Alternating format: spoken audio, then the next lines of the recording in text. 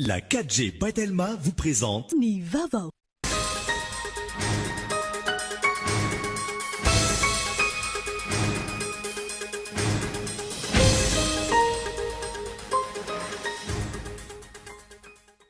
Tsy maintsy averina amin'ny lazany teo aloha ny famokarana tantely ao Manakara hoy ny filohan'ny Repoblika ny Madagasikara androany nandritry ny fidinana ifotony tany an-toerana.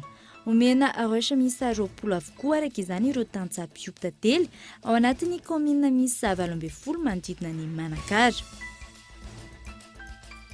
Olona miisa 9 no nandraisan'ny CFM na ny Conseil du fampihavanana malagasy fanapa-kevitra ny hanomezana azy ny famitsoran-keloka manoloana ireo antota-taratasy miisa 12 voaray.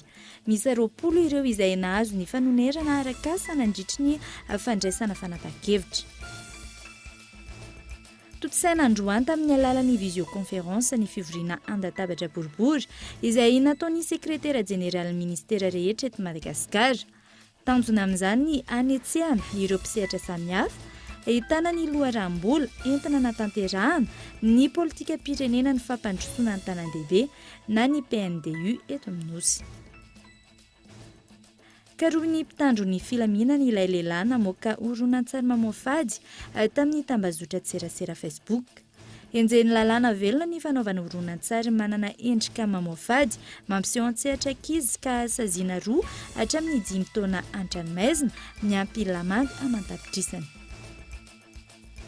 Ary farany ministra ropoka ambana ao anatin'ny gouvernemanta frantsay ny nanao fanambarana fepetra vaovao ifehezana ny valanaretina COVID-19 ao Frantsa ka faritra efatra indray no voakasika izay ny andindindreo avy hatrany.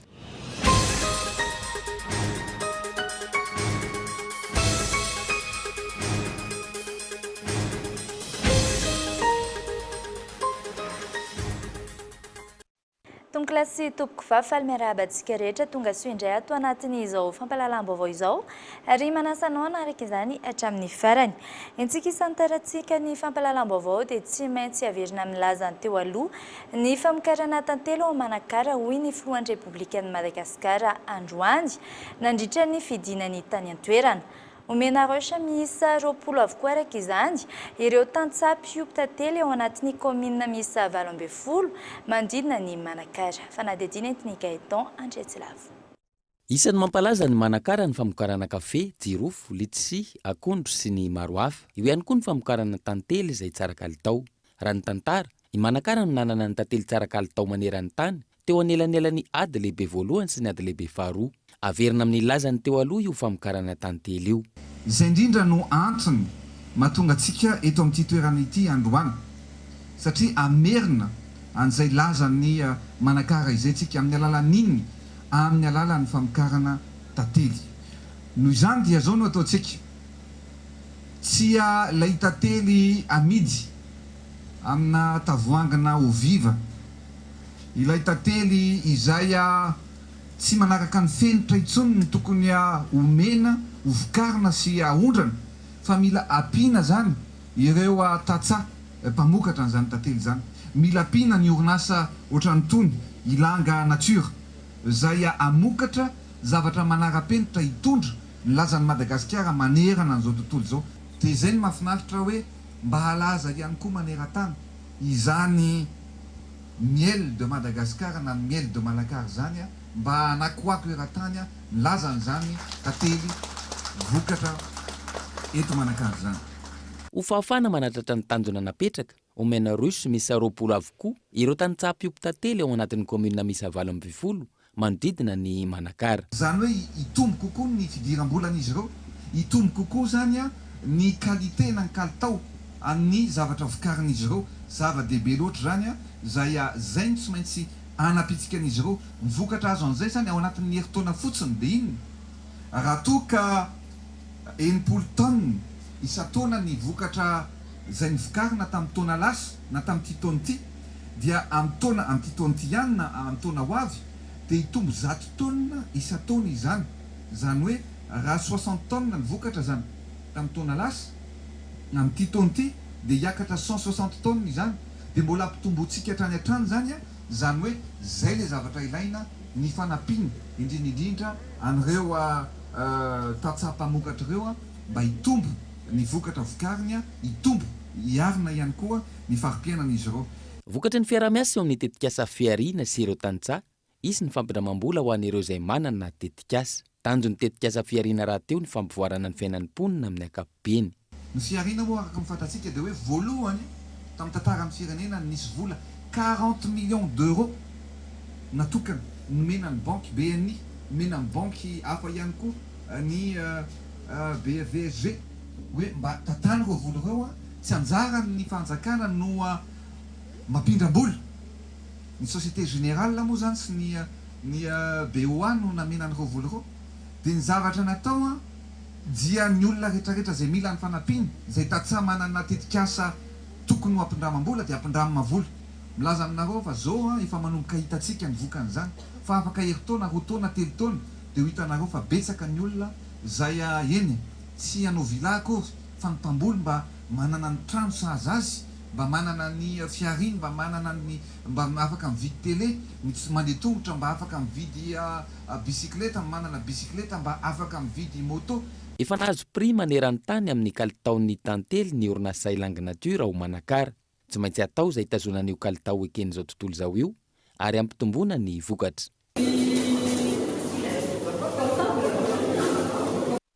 Tontolon'ny politika tonga nanatitra ny mémoire en réplique tetsy amin'ny fitsarana avy momba ny lalam-pandrenana androany ny teo anivon'ny anteny Merandoolona.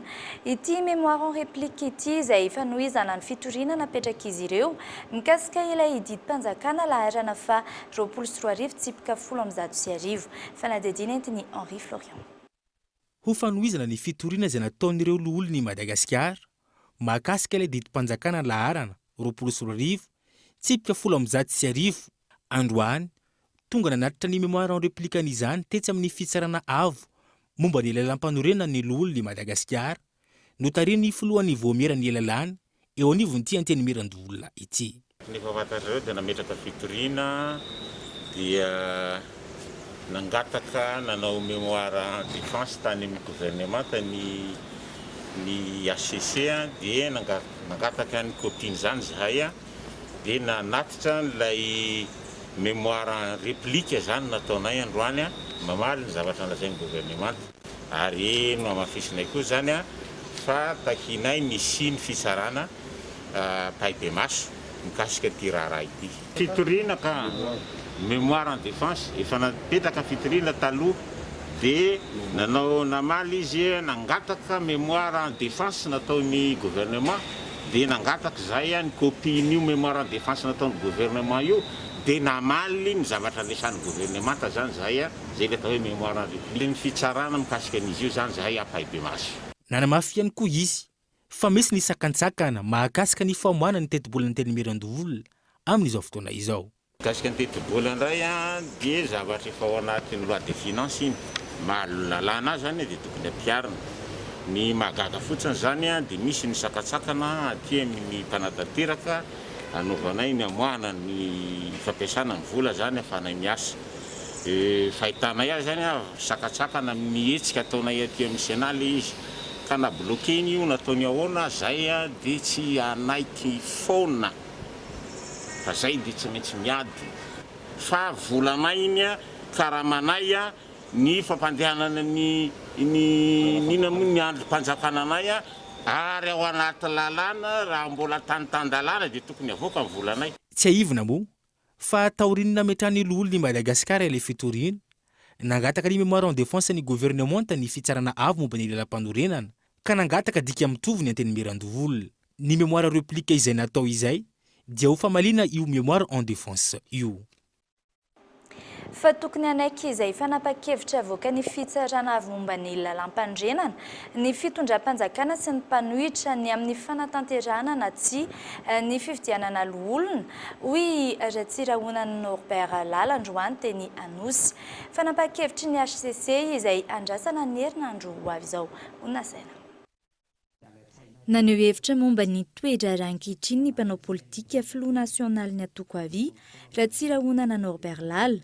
Nambarany tamin'izany fa ny fitsarana avy momba ny lalam-pandrenana ny tompo teny farany amin'ny anatanterahana na tsy ny fifidianana loholona manoloana ny fienjanany tady eo amin'ny fahefana mpanatanteraka sy ireo loholon'i Madagasikara.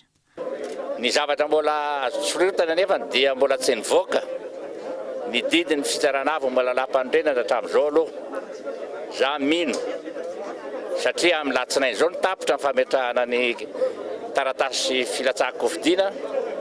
Mino aho fa ngamba tsy maintsy any amin'ny herinandro ambony any farafahelany ivoaka izany didim-pitsarana izany. Isika dia ao anatin'ny fanjakana tandalana ka zay didy avoakany eo dia mino aho fa ao arahan'ny rehetrarehetra na ny tompona ndraiky mpanjakana zany na ny mpanohitra zany na ny mpifidy lehibe zany ary na ny vahoaka koa zany. Zay mahatany tandalana antsika. Zay ny tokony hanarahana zany ka dia miandry zay fanapahan-kevitra zay zany tsika zay vao afaka tena milaza hoe raikitra tanteraka ny 1 Desambra 2024. Manoloana ny tsy mbola fahazony antenimiran-doholona ny vola fampandehanandrara amin'izao herinandro vitsy mialohan'ny fivoriana ara-potoana izao, anefa izany ny fanjakana raha ny fomba fijeriny. Rehefa tonga eo mino afa tsy maintsy tonga amin'izay fandehany io fa ngamba mba mety ho tara kely na tahaka zany fa za mino fa tsy maintsy anatanteraka zany fanjakana satria raha ohatra ka tsy mivory ny Sena voalaza ny lalam-pandriana dia rehefa mivory ny antenimiera-pirenena dia mivory koa ny antenimiran-dolona ary ny lalàna mifehy ny teti-bolam-panjakana dia tsy maintsy laniny ny antenimiera-pirenena sy ny antenimiran-dolona. Noho izany mazava ho azy fa tsy maintsy hainao zay tokony ataony gouvernemanta ampivoriana ny Sena miaraka amin'ny antenimiera-pirenena mandanina ny teti-bolam-panjakana. Andrasana araka izany ny fotoana andefasan'ny fahefana mpanatanteraka izay volan'ny antenimiran-dolona izay. Naneho ny fahavonona ny hiatrika ny fifidianana loholona androany ny ben'ny tanàna sy mpanolontsaina ny tanàna avy amin'ny komina Zato amin'ireo 70 eto amin'ny faritra Analamanga. Nampahafantarina androany ihany koa ny fijoroan'ny fikambanana Association des Jeunes Maires d'Analamanga. Onasaina.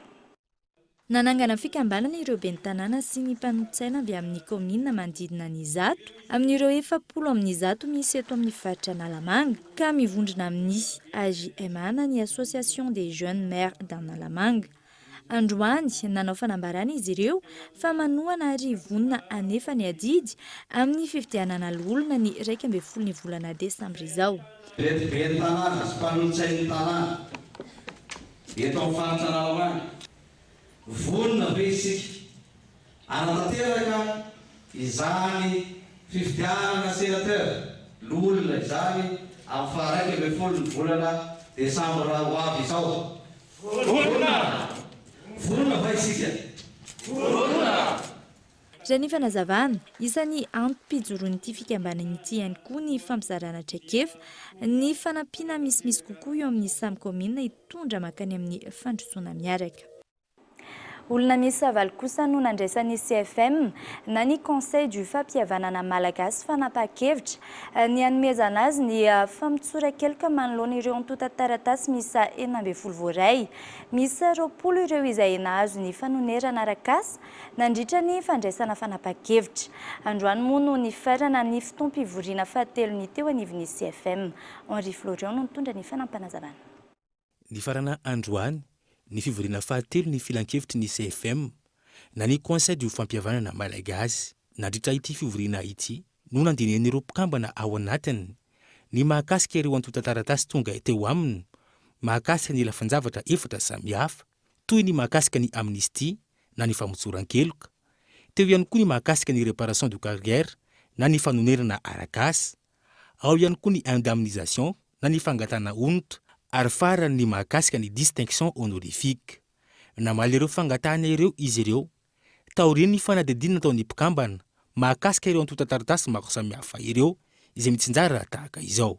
Nisy 40 ireo dossier mikasika ny fangatahana famotsoran-keloka na ny amnistie, dia ny 7 amin'izy ireo no nahazo, ny 4 no lavina ary ny 4 ambiny dia mbola mila famotorana lalandalina kokoa. Ny mikasika ny réparation de carrière na ny fanomerana arakasa dia nisy 5 re dossier ireo ny 80 no lazainy nandraisana fanapahan-kevitra fa manana zo hisitraka ny fanomerana arakasa ary ny 4 kosa lavina fa ny ray dia mbola mila fanadiadiana lamina. Ankehitriny tafiakatra fito amin'ny 270 amin'izao fotoana izao ireo izay nangataka ny hanomezana ny réparation sy indemnisation na ny tambana noho ny fahavoazana nahazo azy ireo tamin'ny alalan'ny krizy nanomboka ny taona 2010 tonga eo anivony CFM na ny conseil du fampihavanana malagasy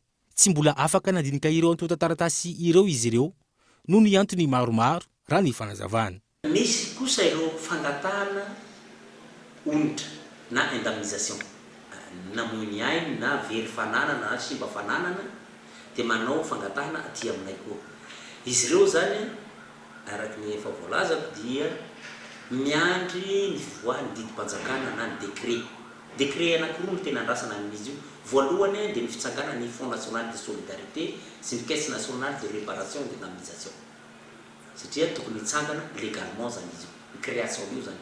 Ny décret faharoa dia ny décret izay voalaza ny article 59 ao anatin'ny lalàna io hoe le CFM décide de l'indemnisation suivant les principes et modalités fixés par un décret pris en conseil des ministres. Raha ny fantatra dingana maromaro no tsy maintsy nojeren'ny ropokambana ao anatin'ny CFM volandray fanapahan-kevitra mahakasika izany izy ireo raha ny nambarany filohan'ny CFM tao anatin'ny famarana ity fivoriana ity.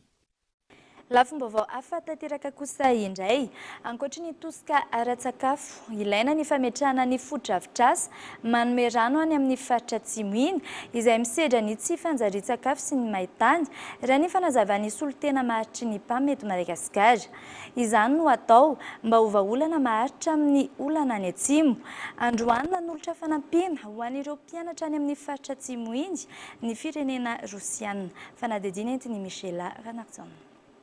Manoloana ny olany tsy fanjarian-tsakafo sy ny haintany any atsimo, nilaza androany solotena ny PAM eto Madagasikara fa ambaratonga maromaro no miditra an-tsehatra amin'ny fanafoan'ny ireo olana ireo any atsimo fa tsy ny resaka sakafo irery ihany. La malnutrition c'est un problème multisectoriel.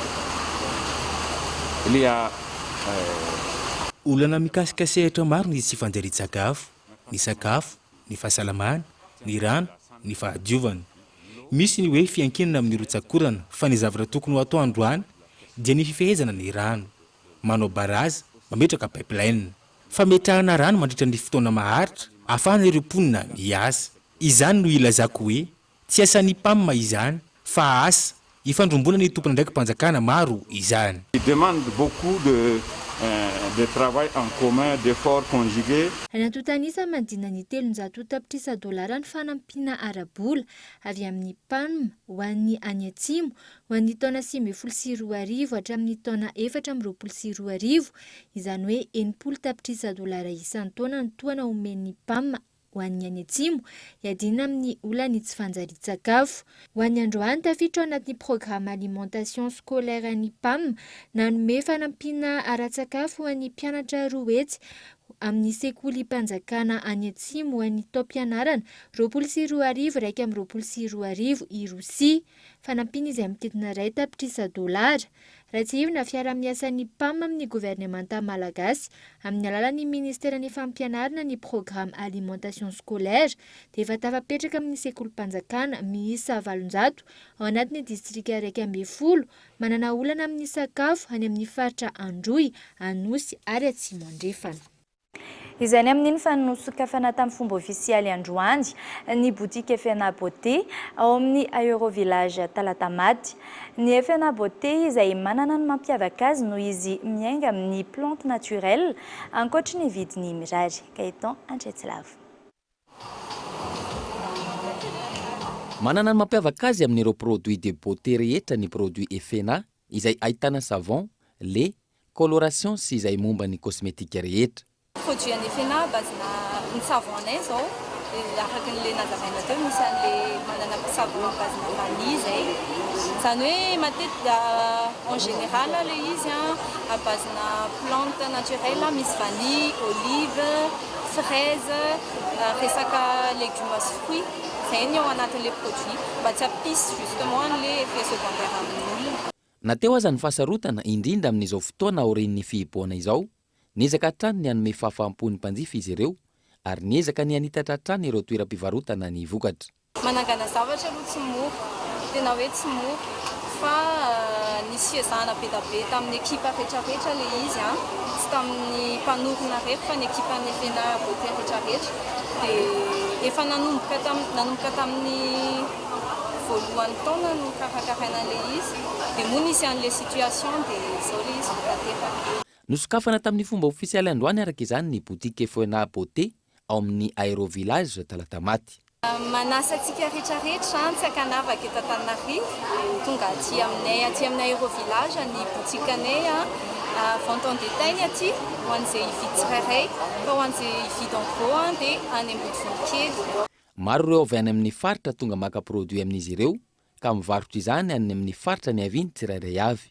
Misy ny fikasana anitatra ny toeram-pivarotana hoy ny tompona andraikitra. Hatreto aloha izay mijanona fivarotana ihany fa manana mieritreritra ny hanokatra salon de beauté koa izay zany hoe manao resaka coloration, resaka maquillage efa misy ihany nenay ny any Andraharo, ny any Ambodivolikely le vente en gros dia manao amin'izao izay manao promotion hoe raha ohatra ianao mividy buku aminay dia gratuit ny coloration ao amin'ny salon anay ao. Mialohan'ny anarantsika ny toy ny fampahalalam-baovao toy ny mikasika ny tontolon'ny fampianarana sy ny maresaka iraisam-pirenena dia andeha anaraka dokavatra isika.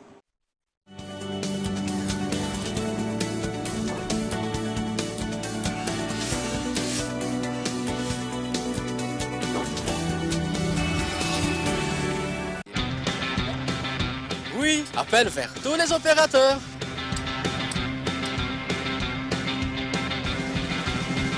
Oui, appel à l'international inclus.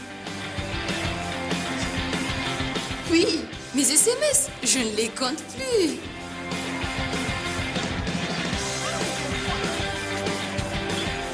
Et oui, l'Internet à la vitesse 4G. 0,5 arrière par seconde vers FAF et Club First. 1 arrière vers Telma et 3 arrière vers les autres opérateurs. Vous aussi, soyez First. À partir de 10 000 arrières, First Premium. Et découvrez toute la gamme First sur www.telma.mg ou rendez-vous en Telma Shop. Telma, Safid numéro 1 Malagasy.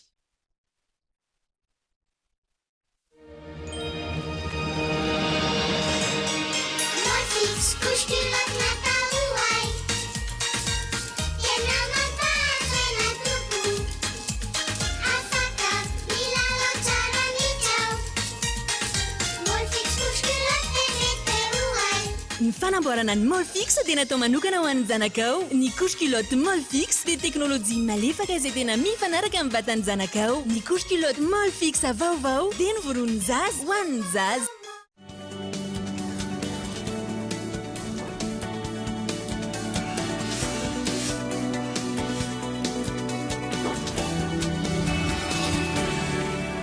Tavaverina eto amin'ny fampahalalam-baovao isika programa mpampianarana rafitry ny fampianarana fanadinam-panjakana andalana ny famolavolana fanovana hoy ny ministry ny fanabeazam-pirenena androany tsy mbola voarafitra mazava nefa ny votoatiny sy ny fotoanam-piarana izany. Michela Vanartson. Isan'ny sehatra misedra olana lehibe vokatry ny fiparian'ny valanaretina Covid-19 ny sehatry ny fampianarana eto Madagasikara na eo aza ny efa fiverenana tsikelikely amin'ny laoniny mbola maro ireo teboka mila fanatsarana. Voalaza teo aloha fa mety hiroso amin'ny fanafoanana ny fanadinam-panjakana CEPE ny fitondram-panjakana tahak'izao ny fanazavan'ny ministra tompon'andraikitra mikasika izany. Hatreto aloha mbola calendrier scolaire navoaka ny fitondram-panjakana ny ministera fanabeazam-pirenena tany amin'ny filakevitry ny gouvernemanta araky ny fampitanam-bava izay nataon'ny ministera fanabeazam-pirenena tany amin'ny filakevitry ny gouvernemanta dia miditra ny 9 oktobra ny mpianatra miditra ny 12 oktobra ny mpandrarà ao anatin'ny sekoly ary miditra ny 15 oktobra ny mpampianatra. Mbola zay aloha ny tapaka satria zany fanaovana CEPE, fanafoanana CEPE na mety hanaovana azy amin'ny fomba hafa tsy afaka ho tapahana vetivety satria miankina manaina amin'ny fiainany ankizy amin'ny fiainam-pirenena. Isany koa ny programa mpampianarana vaovao any classe de seconde sy première. Tsy mbola voafatra mazava nefa ny votoatiny sy ny fotoana ampiarana izany. Fa roa taona zay dia efa misy programa vaovao. Fa roa taona zay efa taona faharoa zany no nisy atao hoe expérimentation nataon'ny ministère ny fanabeazam-pirenena programa vaovao ho an'ny classe de seconde sy classe de première. Araka ny programa vaovao azy zany dia ny fanaovana mety baka vaovao. Izay baka zany dia tena manandanja amin'ny fiainan'ny ankizy, tsy azo atao kilalao. Ka misy commission manokana navela ary natokana andinika ny fampiarana izany programa vaovao izany dia avelantsika izy ireo amoaka ny heviny satria nangatahana vy dia ho atolotritsika eo anivon'ny filakevitry gouvernement sy ny filakevitry ministra satria tsy azo atao kilalao ny fiainan'ireo mpianatra ireo. Andrasana araka izany ny valin'ny fanadihadiana ataon'ny komisiona manokana misana ny fampiarana ireo fanavaozana eo amin'ny sehatry ny fampianarana ireo. Lafin'ny fampianarana izay hatrany toy ny efa fanao isan-taona dia eny amin'ny centre d'examen izay misoratra ao amin'ny convocation ihany no manao ny fanadinana ny mpiadina natanteraka ny fanadinam-panjakana baccalauréat amin'ity taona ity araka ny vohitra ao anatin'ny fampitam-baovao navoakany teo anivon'ny ministera ny fampianarana ambony. Ankoatr'io, adiny roa mialohan'ny fanombohana dia tokony efa eny amin'ny centre d'examen daholo ireo tompon'andraikitra isan-tsokajiny ary efa mandray izay mpiadina tonga. Afaka sady manomboka ny fanasan-tanana amin'ny savony, ny fizahana température ary ny fanaovana gel désinfectant izy ireo isorohana ny mety ho fahatarany fanadinana. Izany amin'iny fa nototosaina androany tamin'ny alalan'ny visioconférence ny fivoriana andatabatra boribory izay nataon'ireo sekretera jeneralin'ny ministera rehetra eto Madagasikara. Tanjona amin'izany ny anatsehana ireo mpisehatra samihafa ahitana ny loharam-bola entina anatanterahana ny politika pirenena ny fampandrosoana ny tanan-dehibe na ny PNDU eto amin'ny nosy fanadihadiana. Dossier sectoriel urbain mirakitra ny programme intégré urbain ho an'ny Madagasikara ho amin'ny 10 taona ho avy. Io no nampahafantarina androany nandritra ny fivoriana andatabatra boribory izay nataon'ireo sekretera jeneraly ministera rehetra eto Madagasikara. Tanjona amin'izany iona ny mpisehatra rehetra mba hahazoana loharanom-bola natanterahana ny PNDU na ny politique nationale de développement urbain hampandrosoana ny tanan-dehibe no ny ame anara-pahasalamana eto amin'ny firenena tamin'ny alalan'ny visioconférence ny fivoriana andiany voalohany andatabatra boribory ity. Fa natao moa zany izay présentation rehetra izay dia nahazo akony tsara tamin'ireo secrétaire généraux izay nanatrika ny fivoriana isika teto amin'ny ministera fanajariana an-tany satria nisy fifampizarana ireo tetikasa izay mandeha eny anivon'ireo ministera atao eny amin'ny tanan-dehibe eto Madagasikara zany teo ary nisy ihany koa ny fanehoana ny fahazotoana iara-iasa amin'ny ministera ho tena fampandrosoana ireo tanan-dehibe ireo. Zava-dehibe ny fanatanterahana ity programa ho an'ny tanan-dehibe ity. Isany anatiny ireo tetikasa maro miompana amin'ny fampandrosoana ny tanàna sy ho famahana ny olany renivohitra samihafa. Ny tena tanjona lehibe ao anatiny izay andiana fanentanana izay moa zany dia ny ahafahantsika manana ny ressources rehetra ilaina satria goavana dia goavana ny fanamby miandry amin'ny fampandrosoana ny tanan-dehibe eto Madagasikara mba tsy ho eto Antananarivo renivohitra fotsiny na any amin'ireo ville secondaire renivohim-paritany ireo fotsiny no hiasana rehefa hoe mampandroso tanan-dehibe izay fa mba hisokatra amina tanan-dehibe hafa ihany koa ary mba ho sehatra maromaro no hiasantsika ao anatin'izay 10 taona manaraka izay. Tsy ahivina vola mandidina ny $2 miliara no ilaina amin'ny fanatanterahana azy.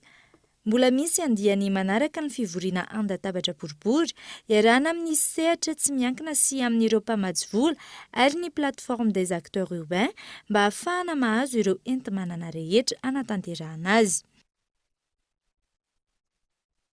Izay ny amin'iny fa araka ny tatra navoaka ny CCO Ivato androany kosa indray dia olona roa vao nolavo ny valanaretina Covid-19 tao anatin'ny 420 ora farany. Tamin'ireo fitiliana misy 720 natao, 20 ireo olona vao marina fa mitondra ny tsimikaretina coronavirus, ny ampy 520 kosa ireo sitrana soamatsara ary ny 3 ihany koa ireo marary mafy. Araka ny hitantsika tamin'ny lohatenim-baovao kosa indray dia karohin'ny mpitandron'ny filaminana ilay lehilahy namoaka horonan-tsary mamoafady tamin'ny tambazotra tserasera Facebook. Enjeny lalàna velona ny fanaovana horonan-tsary manana endrika mamoafady mampiseho an-tsehatra kesika saziana roa hatramin'ny 5 taona antramaizina miampy lamandy antampitrisany maro. Mialohan'ny hanarahantsika ny fanadihadiana dia tsara ny mialatsiny dia melora ohatra ka misy sary izay mety hanafotoana antsika ampijery. Niparitaka tamin'ny tambazotra tserasera Facebook nanomboka ny maraina teo ity horonan-tsary miendrika mamoafady ahitana zaza tsy ampy taona ity. Raha ny fanadihadiana natao, ity ankizy ary manapatra ny filana ranofo amin'izay tratra n'ity lehilahy iray ity izay karohin'ny mpitandron'ny filaminana amin'izao fotoana izao. Vao nahita an'iny moa zany ny tompony ndraikitra amin'ny ady amin'ny cybercriminalité dia efa nifampiantso amin'ireo le tompony andraikitra rehetra na ny ao anivon'ny gendarmerie pirenena na ny ao anivon'ny police pirenena samy ao anatiny ady amin'ny cybercriminalité avokoa zany ny toy ireny zany dia tsy maintsy avy hatrany dia tsy maintsy misy ny fikarohana satria tsy ilaina akory ny hoe fiandrasana fitoriana amin'izy ireny satria tonga dia eloka andraisana andraikitra avy hatrany izy ireny ary arosany amin'ny fitsarana avy hatrany raha voatratra. Nisy ihany koa moa zany ny fandefasana filazana mba amin'ireo olona rehetra izay mahalala mikasika an'izy io mba ilaza amin'ny tompona andraikitra farany izay aingana ihany koa mahakasika izay mety mombamomba azy. Araka izany, iarahan'ny zandarmaria sy ny polisy pirenena misalahy ny fikarohan'ity lehilahy ity amin'izao fotoana izao. Raha ny fanazavana, meloko ilay lehilahy niaraka tamin'ny ankizy tsy ampy taona na inona antony na inona ary nananaiky azy ilay ankizy. Zavatra tsara ho fantatra aloha zany hoe le resaka hoe faneken'ny ankizy iny aloha zany voalohany indrindra tsy azo raisina ho fanekena noho ny taonany. Izany hoe izy moa zany mbola tsy manana ilay antsoina hoe capacité de discernement izy ny fitenenana dia mipetraka foana zany fanenjehana le olona manararoatra ny ankizy amin'ny ankapobeny. Zay zany nahatonga antsika namaritra hoe ny amin'ny lalàna malagasy moa zany dia latsaky ny 20 taona no antsoina hoe ankizy. Raha ohatra zany tsika amaritra tsotsotra an'izy dikan'izay zany raha izay zany andraisan'ny olona azy hoe ka le ankizy nanaiky le ankizy milaza hoe mifankaty tsy afoana velively zany zay an'le resaka fanenjehana le olona zay manao ny fanararaotana. Mandeha fikarohana ankehitriny, isan'ny fantohan'ny fanadihadiana ny hoe vao izao ve ilay horonan-tsary sa efa ela fa izao vao naparitaka. Inona ny tanjon'ilay anjara ary vao ity ve no zaza tsy ampy taona nanaovany izao filana izao sa efa maro. Nitondra ny fomba fijery n'ity raharaha miteraka resabe ity ny psikology iray. Le fampisehoana anazy amin'ny tampazotra moa zany iny tsy fantatritsika hoe le olona mihitsy ve sa misy olona hafa mety nahita an'le izy fa raha ohatra ka tena le olona mihitsy no naneo an'le izy nampiseho an'le izy dia ao anatin'ny karazana hoe fitiavana te ho hita koa angamba ny lazantsika anazy. Misy karazan'olona zany manana an'izay zavatra ilaina izay koa hoe mba te ho hitan'ny olona mba te halaza fotsiny tapoka teo na ohatran'izany. Zavatra tsy azo ekena satria sady hoe samy lehilahy no olon-dehibe sy zazakely ary mety miteraka fahatongavan-tsaina koa zany hoe efa mila mitandrina bebe kokoa amin'izao fotoana izao ary irina mihitsy mba hiteraka fahatongavan-tsaina indrindrindrindra zany ho an'ireo ray aman-dreny ao anatin'ny fanabeazana ny zanaka ny mety ho tonga tray izany vokatra ny fampiasana ny tambazotra serasera. Miantso ny fifanampiany rehetra hikarohan'ity lehilahy ity amin'izao fotoana izao ny mpitandron'ny filaminana noho ny fandikan-dalàna nataony. Ohatra amin'izany lalàna mifehy ny cybercriminalité ao amin'ny laharana 424 tsipika ohatrohatra enina andinin-dalàna fa 12 izay milaza fa ny fanaovana horonan-tsary manana endrika mamoa fady mampiseho antsehatra ankizy, ny fampisehoana amin'ny fomba rehetra, ankizy manao fihetsiketsehana momba ny firaisana ranofo, mivantana na ankolaka, na izay rehetra fampisehoana ireo taovam-pilahiana na fivaviany ankizy iray izay manana tanjona filana ranofo dia saziany lalàna 2 hatramin'ny 5 taona antrany maizina ary mandohonitra 2 hatramin'ny 10 tapitrisa ariary. Fa nipetraka tao amin'ny fampanoavana ao Paris ny fitorian'ny fianakavian'i Daniel Rajane, ny mpisolo vava frantsay Nicolas Goutsa no niandraikitra ny fanateran'izany ary izy raha teo ny mpisolo vava frantsay izay miaro ny zon'ny fianakavian'ny maty. Hatreto IST ilay lehiben'ny orinasa sous contrôle judiciaire ary nangataka afindra eny an-tanimora ireo sécurité miisa 3 nahiditra vonjimaika teny tsy hafa. Gaëtan Andretsilavo. Amin'ny mahateratany frantsay any Daniel Rajane sy ny vadiny, ny mpisolo vava Nicolas Goutsa no nalain'ny fianakaviany nisolo tena azy ireo amin'ny fitoriana napetraka tao amin'ny fampanoavana au Paris. Izy ihany koa ny mpisolo vava miaro ny zon'ny fianakaviany maty. L'intérêt d'abord, c'est quand vous êtes ressortissant français et que vous êtes victime de ce type de fait directement ou indirectement, c'est ny tombontsoa raha teratany frantsay ianao ka niara-ny fahavoazana dia ny fanohanana ireo manam-pahefana frantsay ary tokony andeha ho azy izany eo amin'ny fahavoazana miatra amin'ny velany sy ny asa ataon'ireo tompon'andraikitra frantsay. Mihoatra lavitry ny famindrana raharany dingana rany ka ny andraindraina dia ny faira-miasy eo amin'ny tompon'andraikitra frantsay sy malagasy ho an'ireo mpanao fanadihadiana. Mety hahomby ihany koa ny fomba hampiasain'ny fitarana frantsay ahafahana miroso amin'ny fanadihadiana lalina. Eo ihany koa ny fanamorana ny fanaireserana eo amin'ny mpanao fanadihadiana sy ireo ny aram-boina. Dans la communication de l'information entre les instances de poursuite ou d'instruction et les victimes. Tokony hirosona hatrany ary eo afanganana ny fanadihadiana mahakasika ity raharaha ity raha ny fanazavana. Antenana ihany koa fa izy vokatra tsara amin'izao fiaraha-miasa eo amin'ny mpanao fanadihadiana frantsay sy mpanao fanadihadiana malagasy izao. Alors comme vous l'imaginez bien et votre question elle est fort légitime, la famille elle est en grande souffrance. Mijaly ny fianakaviana, ny vadiny, ny rahalahiny izay efa niaran-tsindry ihany koa vao tsy ela akory izay. Misy fifangaroana eo amin'ny fijaliana, ny atezerana sy ny fiandrasana ny vokatry ny fanadihadiana izay mbola tsy fantatra hatramin'izao. Antenena araka izany fa ny fiara-miasa eo amin'ny frantsay sy ny malagasy dia nome vokatra tsara amin'ity raharaha ity. Ny fahafantarana io vokatra io no mety ahafahana mametraka fisaonana fa tsy hoe anaiky izany. Non pas accepter, mais pouvoir peut-être envisager de faire une. Raha ny loharano vaovao azo, IST ilay lehiben'ny orinasa sous contrôle judiciaire ary mangataka afindra eny an-tanimora ireo sécurité miisa 3 nahiditra vonjimaika eny tsy hafa. Nisokatra androany ny fivoriana andiany fa 7 ny forum parlementaire de la SADC ary aritra 3 andro. Isan'ny bahana amin'izany ny fandiniana manokana ny anjara asan'ny antenne mera manoloana ny fiatrehana ny valanaretina toy ny Covid-19. Fanadihadiana entiny Gaëtan Andretsilavo.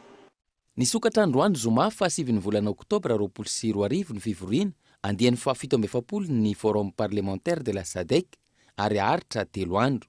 Noho ny antony ara-pahasalamana natao amin'ny alalan'ny visioconférence izany forum izany. Maro ireo lahadinika ho tanterahana mandritra izao fivoriana izao. Isan'izany ny fitsipika anatiny mikasika ny fivoriana virtualy, ny fanovana ny lalàna fototra amin'ny feny fidirana ho mpikambana ao anatin'ny forum. Isan'ny bahana amin'izany ihany koa ny fandiniana manokana ny anjara asan'ny antenne mera manoloana ny fiatrehana ny valanaretina toy ny Covid-19.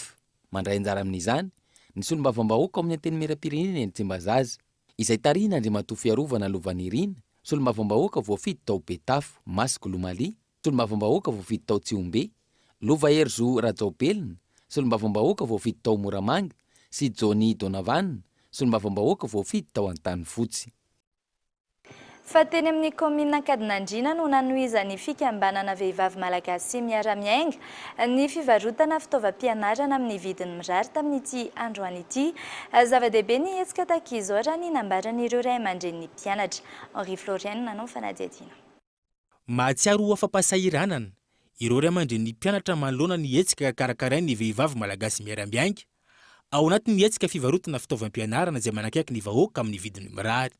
Tany Ankadinandriana indray no anohizana ny hetsika tamin'ity androany ity. Zava-dehibe ny hetsika tahaka izao hoy ireo ray aman-dreny ny mpianatra. Za tsy dia pakany an-tsena hoe any Alarobia ny vidiny eo tonga ty dia mbo tonga dia nahita fihenam-bidy dia mividy aloha tonga dia nandro. Eny mety mahavaolana ihany satria anazy zany ray sisa ny zanako mianatra dia le teo zany nijanona kely le fitaovana fianarana nefa ny kahie mbola nisy tao an-trano isaka hoe tohizina zany le izy dia nahita fihenam-bidy dia hoe aloha ividy ihany aloha. Eny misaotra an'ireto vehivavy miara-miaingy reto zany zay satria nisy fahafapo anay tatsato eny ambanivohitra. Tamin'ilay tany fidirana mpianatra zao raha tena marina zany a ty malagasy mary amin'ity dia voatir hoe niakatra tantany zany vidan'le enina zany vidan'le fitaovana io moa zany dia sotra betsaka lary moa zany hoe tonga tiaka mandrina zany hoe manamiteran'le enina zany dia fasiarinan'le olona fiatanana aty mba finaritra izy fa dia sotra betsaka indrindra nitrerana zay tena hoe akizakaiza ny ana amin'ny 750 000 francs any izy ty fitaovana morty zao dia ohatrany hoe mba afaka mena zany le ankizy ny tena marina ho fanampiana ny ray aman-dren'ny mpianatra zao hetsika izao raha ny nambaran'ireo vehivavy malagasy miara-miainga an-trano. Fa ny hetsika ataon'ny vehivavy malagasy miara-miainga zany dia mba hanampiana ny ray aman-dreny amin'izao fahasahiranana misy amin'ny ray aman-dreny zao zany dia izahay manao mba fanentany fivarotana mba ho mirary zany ny fitaovam-pianatra ho amidina eto. Ny eritreritry ny fikambanan'ny vehivavy zany dia mba hanerana ny Madagasikara mihitsy le fivarotana ao ataonay fa noho ny ara-pahasalamana fa mehana nisy teto amintsika zany dia lasa tsy tratra daholo ireo komina isan-karazany fa mba ireo tratra ihany aloha zany mba nezahanay ho tratrarina fa ny tsy tratra zany amin'ny taonany manaraka dia mba ho ezahanay ho fitaina daholo. Hiezaka zany izahay vehivavy mba ho iverenana indroa na intelo ny komina tsirairay izay andehananay fa nohon' izay faharam-pamehana nisy teto amintsika izay moa nahatonga an'ilay izy hoe tsy afaka niverenana indroa. Fantatra fa tanjona amin'ity hetsika ity ihany koa ny hanalefahana ny fahasahiranana ny ray aman-dren'ny mpianatra amin'izao fidiran'ny mpianatra izao ireo mpikambana avy eo anivony ny vehivavy malagasy miara-miainga. Fa miatrika fiofanana mandritry ny iray volana ireo zazavao miisa 320 anatevin-darana amin'ny asa fitandrona ny filaminana ao anatin'ny polisy kominaly ao Toamasina. Anampy ireo efa misy izy ireo ary anampy amin'ny fandrindrana ny asa amin'ny ankapobeny. Revitran'ny fanadihadiana.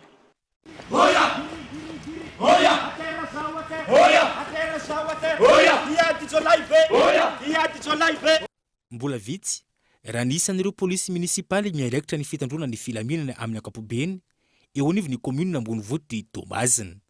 Raha tokony 200 eo ny vatan-dehilahy sy vatan-behivavy matanjaka isana ny asa tsy manana afa-tsy 20 izy ireo amin'izao fotoana izao eo am-perinasa ary manatanteraka ny asa eo ampanatratrarina io isa sahaza io ho fanendrana ny filaminana amin'ny ankapobeny ao an-tampon-tanàna ny Toamasina ao nandray mpiasany eo anivony komuna Ambonivohitra Toamasina ka nisy sampandraraha miadidin'ny filaminana raha vantana vonandray ny fitantanana ny be ny tanàna vaovao ka ireto miatrika ny fiofanana mandritra ny iray volana ireto. Zany dia fampanofanana ny polisy municipale ato aminay.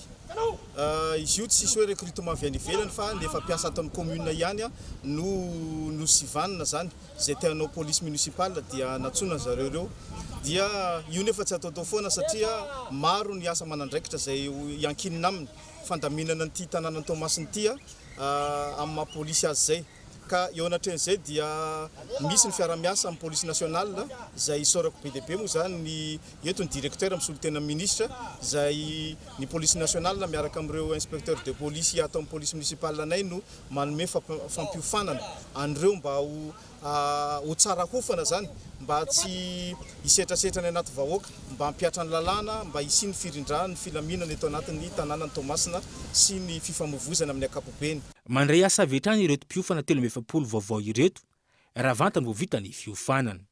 Andriamba volanitra no 170 amin'izy ireo ary sambany teo amin'ny tantaran'ny komuna Ambonivohitra Toamasina raha teo no nandray vatan-behivavy matanjaka isehatra amin'ny asa fitandrona ny filaminana an-tanàn-dehibe toy itony.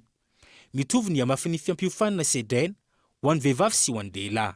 Ilaina ny formation de commune de base ohatran'izao na prise en main ho an'ny hafa hitaritana ny fahaiza manaraka baiko. Il faut savoir obéir pour pouvoir commander. Ireo policiers municipal ireo dia papetra ny lalàna eto amin'ny tanànany Toamasina mpampiatra ny arrêté municipaux rehetra izay avoaka ny commune. Noho izany tsy maintsy hiten'ny mpivarotra reo hiten'ny bara misokatra amin'ny alina reo hiten'ny camion miditra aty amin'ny ville izay tsy manara-dalàna reo hisavany trano sy manaraka ny lalàna mikasika ny fananganany reo mba ahafahan'ny teny olona sy ny verbaliser dia mila izy mahay manaraka ny baiko izay omeny lehibe sy ny tompona andraikitra ny ihany koa. Izay no mahatonga ny formation de commune de base tsy mora, somary mavesatra ary mbola azo atao hoe maivana aza moa ny police municipale satria efa piasan'ny commune reo fa tsy mila